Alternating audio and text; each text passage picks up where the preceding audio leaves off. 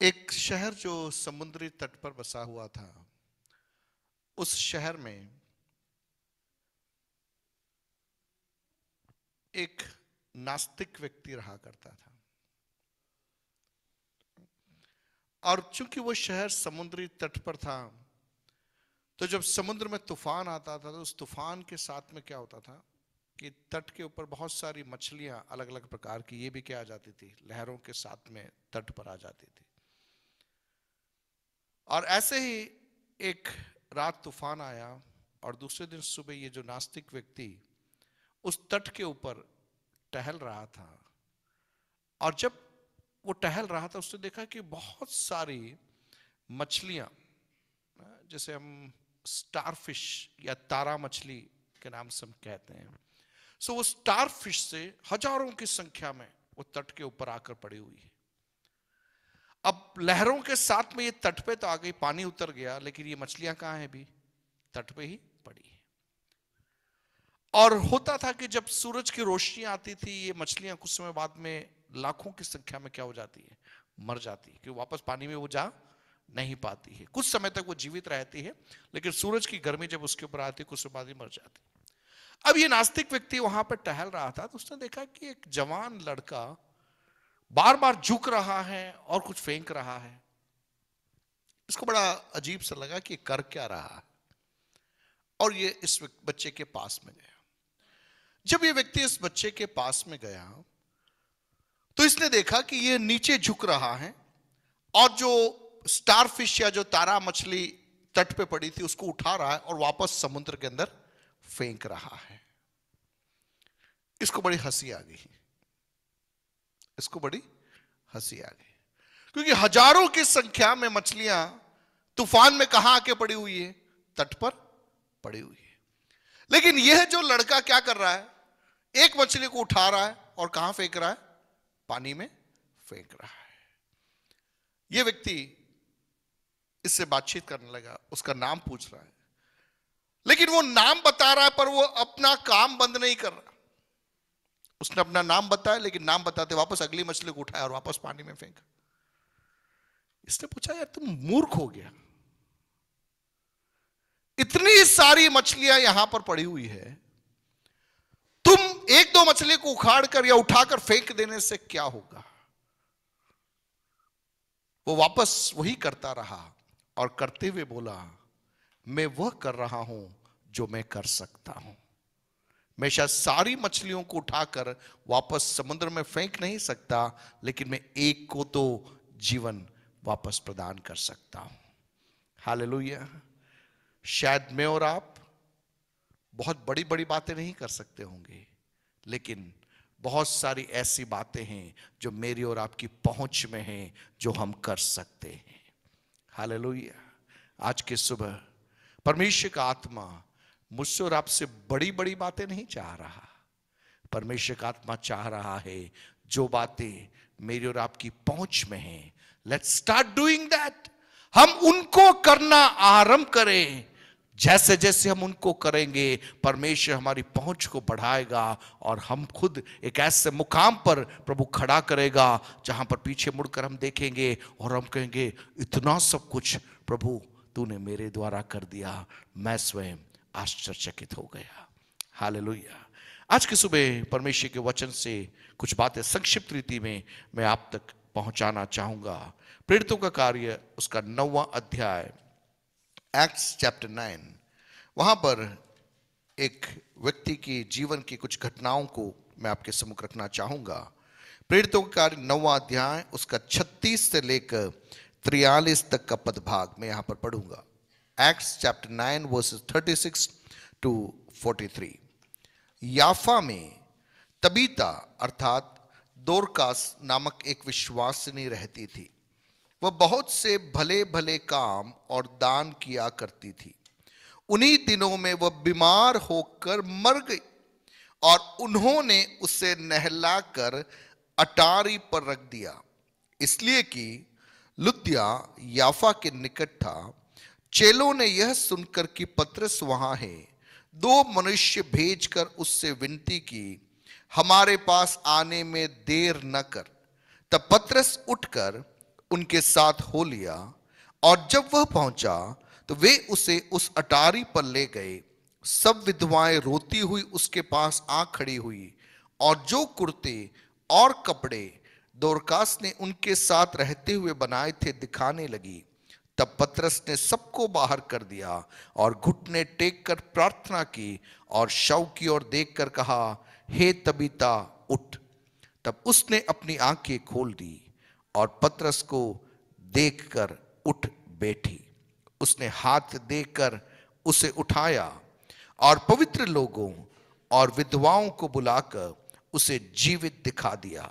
यह बात सारे याफा में फैल गई और बहुतेरों ने प्रभु पर विश्वास किया। हालेलुया। प्रेरितों के कार्य के अंदर पवित्र आत्मा किस रीति से साधारण लोगों को अपनी महिमा के लिए, कलीसिया के विस्तार के लिए, वचन के प्रमाणीकरण के लिए कैसे परमेश्वर इस्तेमाल में लेता है, उसके घटनाक्रमों की एक श्रृंखलाओं को हम प्रेरितों के कार्य के अंदर हम पाते हैं।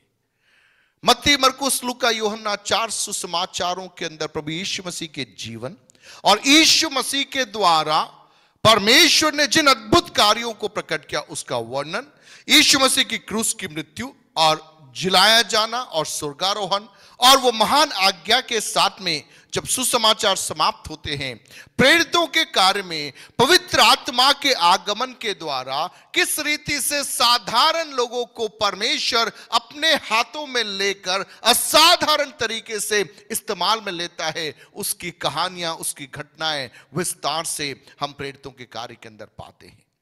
यहां पर इस घटनाक्रम के अंदर रहते हुए मैं आपसे जो संदेश में आप तक पहुंचाना चाहता हूं वह यह है, there is something that God has decided and deposited from your life. आप में से हरेक के जीवन में परमेश्वर ने कुछ बातों को निवेशित करके रखा है, और परमेश्वर चाहता है उन क्षेत्रों में मैं और आप हाथ बढ़ाना आरंभ करें। हालेलुया। यहां बैठा हुआ हर व्यक्ति, छोटे बच्चे से लेकर बुजुर्ग व्यक्ति तक, पढ़े लिखे व्यक्ति से अनपढ़ व्यक्ति तक, पहली बार कलीसिया में आए हुए व्यक्ति से सालों से मसीही अनुभव में रहने वाले व्यक्तियों को देखकर परमेश्वर का आत्मा कहता है, there is something that you can do. कुछ न कुछ है जो आप कर सकते हैं। हालेलुया। शत्रु जहां पर हमें धोखा देता है वह स्थान है कि शत्रु हमारे जीवन की कमियों को हमारे सामने हाईलाइट करके बताता है और कहता है तुमसे यह नहीं हो सकता। लेकिन पवित्र आत्मा क्या कह रहा है? पवित्र आत्मा कमी को नहीं, लेकिन पवित्र आत्मा आपके स्ट्रेंथ को देखकर कह रहा है, मेरे बेटे तू ये कर सकता है। हालेलुया। दुनिया आपकी कमी को देखेगी, लेकिन आपका परमेश्वर आपके अंदर जो योग्यताएं परमेश्वर ने रखी है, जो क्षमताएं परमेश्वर ने रखी है, उनको देखकर प्रभु कह रहा है यू कैन डू दिस। एक व्यक्ति अंधा होगा लेकिन उसका पैर चल रहा होगा, उसको दिखाई नहीं दे रहा होगा लेकिन वो पैर से चल सकता है। दूसरा व्यक्ति लंगड़ा होगा, वो चल नहीं पा रहा होगा लेकिन उसकी आंखें होगी, उसको दिखाई दे रहा होगा। कोई बहरा होगा, उसको सुनाई नहीं दे रहा होगा लेकिन उसका हाथ चल रहा होगा। दूसरा कोई, उसका हाथ टूटा हुआ होगा लेकिन उसको सुनाई दे रहा होगा। कहने का तात्पर्य, हम में से जितने लोग यहां पर बैठे हुए हर एक के जीवनों को देखकर आज की सुबह पवित्र आत्मा कहता है you can be A star fish thrower. आप एक तारा मछली को बचाने वाले बन सकते हैं। हालेलुया। आज की सुबह विश्वास कीजिए, यहां पर एक परिवार के अंदर की घटनाक्रम को देखते हैं। एक स्त्री के बारे में यहां पर कहा गया है और स्त्री का नाम है तबीता या दोरकास, और लिखा है कि शी वाज ए डिसाइपल। वह एक विश्वासिनी थी। मूल भाषा में यूनानी पद के अंदर जो शब्द इस्तेमाल में लिया गया है वह है एक चेला, एक डिसाइपल थी वो। यीशु मसीह के साथ में 12 पुरुष चेले थे, लेकिन यीशु मसीह के साथ में बहुत बड़ी श्रृंखला में महिला शिष्य लोग थे जिनका समूह यीशु के साथ में रहकर कार्यों को किया करता था। हालेलुया। प्रियो, आज के सुबह मैं कहना चाहूंगा, कलीसिया में स्त्री हो या पुरुष, हर एक के लिए परमेश्वर ने एक जिम्मेदारी को सौंप कर रखा है। यहां पर क्या लिखा है? एक स्त्री जिसके बारे में लिखा है वो एक विश्वासिनी थी। She was a disciple. She was a disciple. वो स्त्री क्या कर रही थी? मैं स्त्री हूं, मैं तो क्या करूंगी, कहां निकलूंगी, कहां जाऊंगी, हाथ में हाथ धरकर बैठी हुई नहीं थी। यह उस जमाने की बात है जहां पर स्त्रियों को समाज में मुख्य धारा में स्थान नहीं था। वर्तमान माहौल के अंदर भी आप देखिए, पुरुष और स्त्री के अंदर कितना बड़ा विभेद और कितना बड़ा ऊंच नीच का जब माहौल चल रहा है, तो उस समयों की बात जरा सोचिए। 2000 साल पहले ऐसे समयों के अंदर जहां पर स्त्रियों को स्वतंत्रता नहीं थी, स्त्री लोग बहुत कुछ चीजें हासिल नहीं कर सकते थे, ऐसे समयों में यहां पर एक बहन के बारे में परमेश्वर कह रहा है। उसका नाम क्या है? दोरकास। मेरे पीछे बोलिए, दोरकास। तबीता। वह कौन थी? एक विश्वासिनी थी। हालेलुया।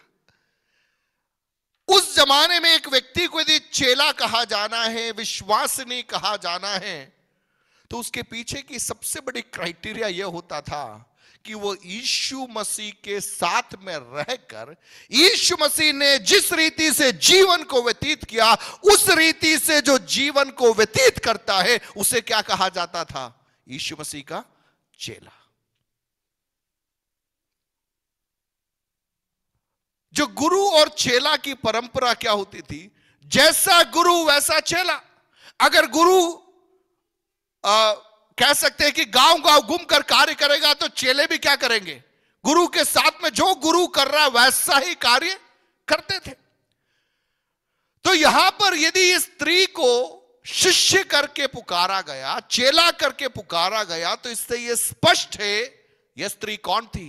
उस समूह के अंदर अन्य स्त्रियों से हट करके उसका एक स्थान था, उसका एक नाम था।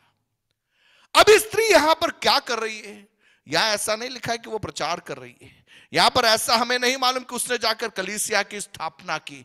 हमें यह नहीं मालूम कि उसने दुष्ट आत्माओं को निकाला या न निकाला। हमें यह नहीं मालूम कि उसने बीमारों के लिए प्रार्थना की या नहीं की। लेकिन यहां पर लिखा है वो क्या करती थी? वहां लिखा है वह बहुत से भले भले काम और दान किया करती थी। क्या किया करती थी? भले भले काम। जोर से बोले, भले भले काम। कितने लोग भले भले काम कर सकते हैं? कितने लोग बैठे, जरा सोचिए, कितने लोग भले काम कर सकते हैं? हाथ उठा के जरा बताइए, कितने लोग भले काम कर सकते हैं? कितने लोग बुरे काम कर सकते हैं? बिल्कुल कर सकते हैं। अपन स्वाभाविक है ना, अपन को दूध के धुले हुए थोड़ी है।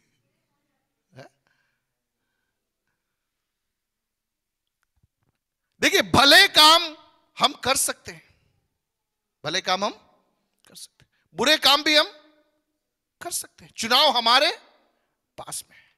यहां लिखा है कि यह स्त्री भले काम किया करती थी और दान दिया करती थी, लोगों की मदद किया करती थी। और आगे आप देखिए, वहां पर लिखा है कि यह स्त्री, वहां लिखा है कि कुर्ते और कपड़े बनाया करती थी।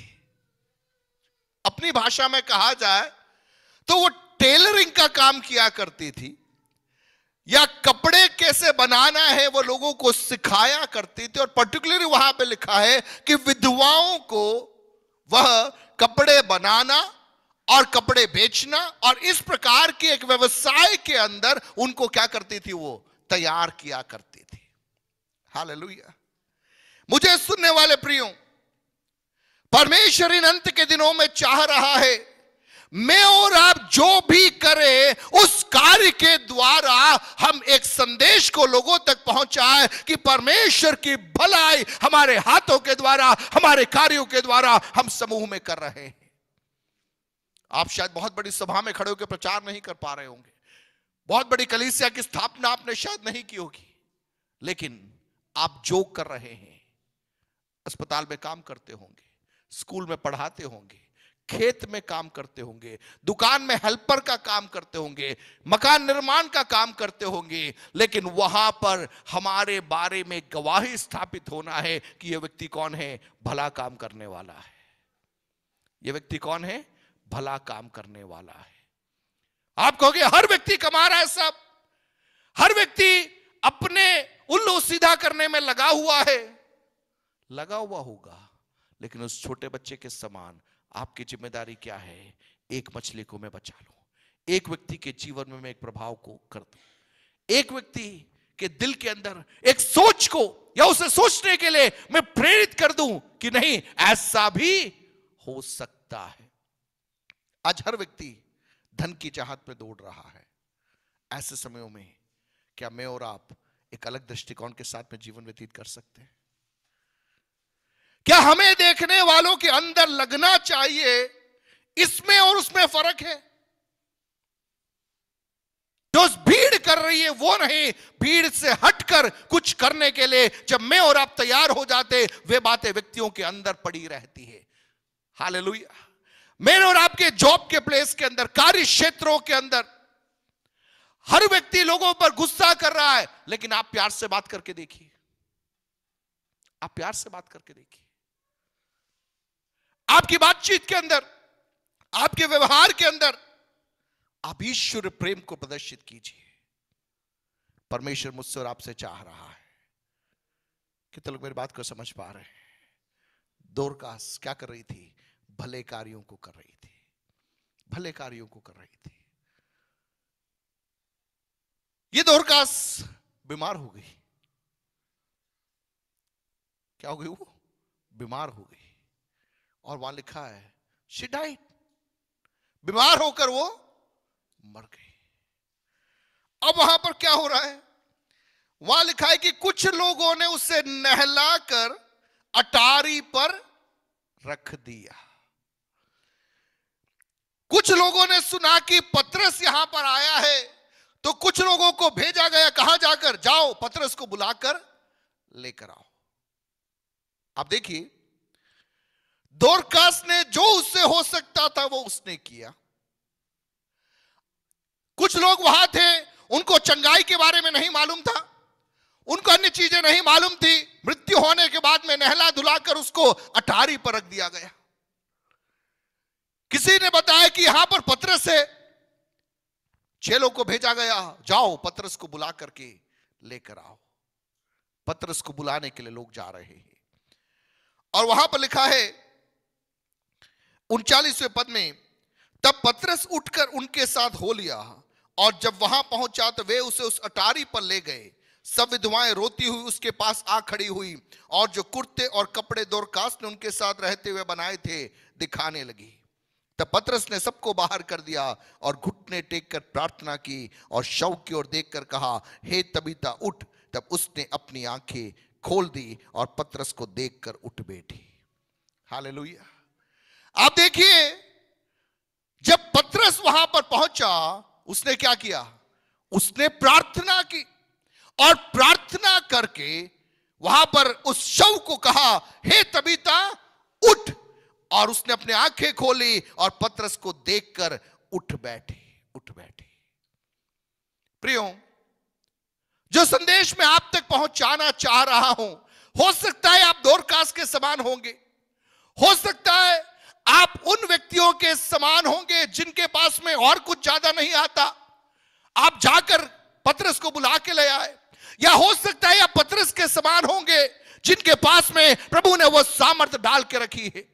लेकिन आज की सुबह परमेश्वर का आत्मा कहता है, मैं और आप जो हम कर सकते हैं, जो बातें प्रभु ने हमारे अंदर प्रकाशन के तौर में स्पष्टता के साथ में रखी है, उसको करने के लिए जब मैं और आप तैयार हो जाएंगे, उसका परिणाम क्या हुआ? वहां पे लिखा है, बहुत सारे लोगों ने परमेश्वर पर विश्वास किया, और परमेश्वर का वचन वहां पर फैल गया। हालेलुया। इस पीढ़ी में पवित्र आत्मा ढूंढ रहा है ऐसे लोगों को जो बहाने नहीं बनाएंगे, लेकिन कहने को तैयार होंगे, प्रभु जो मुझको मालूम है वो करने के लिए मैं तैयार हूं। हालेलुया। आप ज्यादा नहीं जानते होंगे, किसी को बाइबल दे सकते हो तो आप दे दीजिए।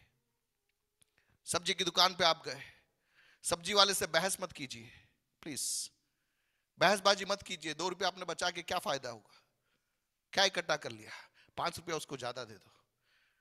मैं खुल के बोल रहा हूं।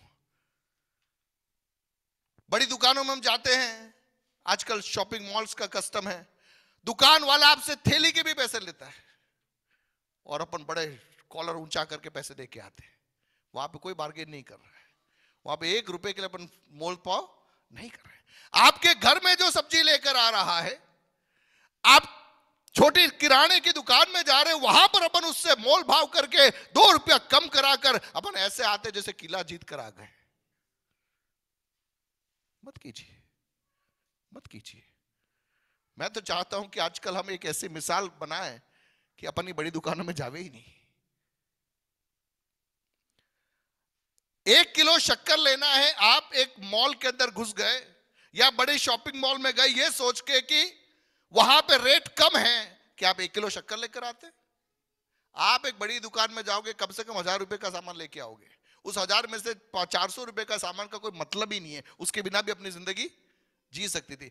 5 रुपया 1 किलो शक्कर में बचाने के चक्कर में 1000 रुपए 2000 रुपए पर बिगाड़ करके आ गए।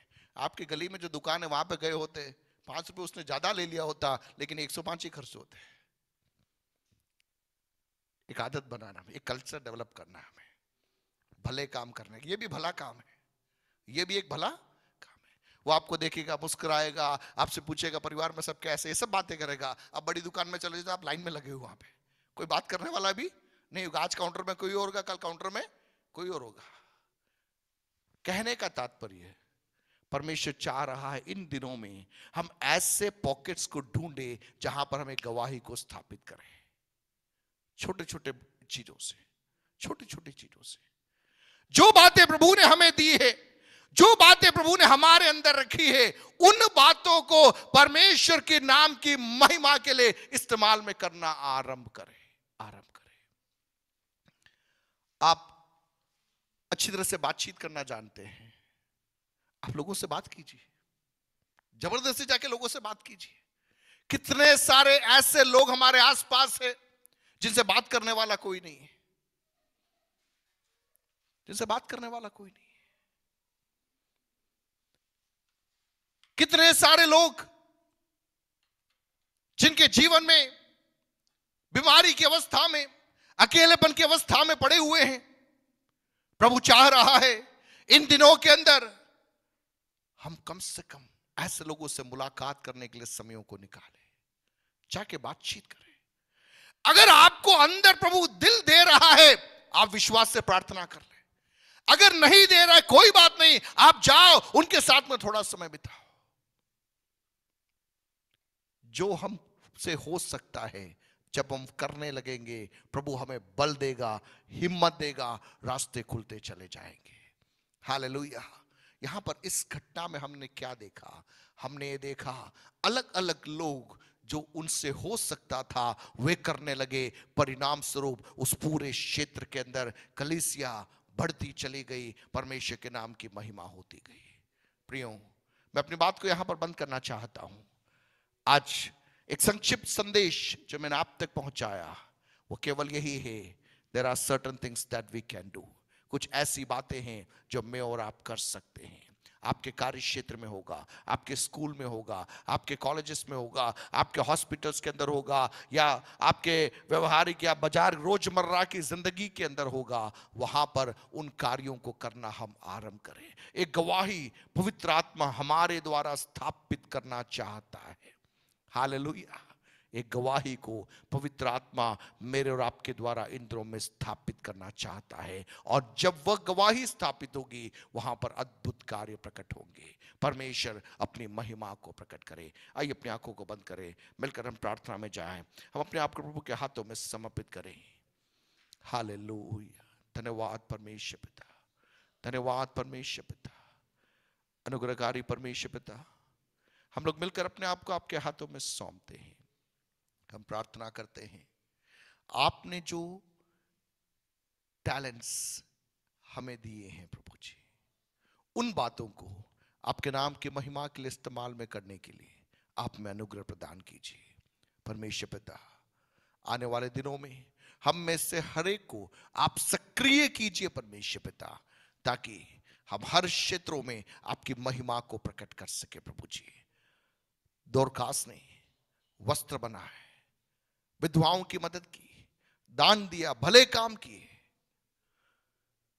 6 लोग दौड़कर जाकर पतरस को बुलाकर लाए। पतरस ने प्रार्थना की, अद्भुत कार्य वहां पर हो गया। परमेश्वर पिता, हमें भी अनुग्रह दीजिए कि हमें अवसरों को बहुमूल्य समझकर उनको इस्तेमाल करने के लिए आप में मदद कीजिए। हम विश्वास करते हैं कि आप में अनुग्रह देंगे। आपके हाथों में सौंपते हैं, प्रभु यीशु के नाम से मांगते हैं, आमीन आमीन आमीन।